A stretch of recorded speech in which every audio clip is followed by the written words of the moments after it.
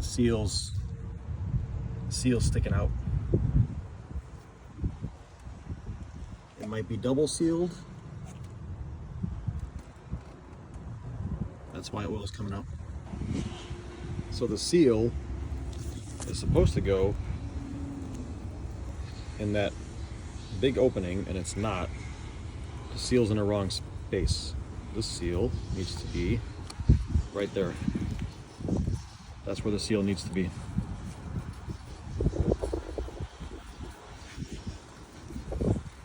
Now it's all warped.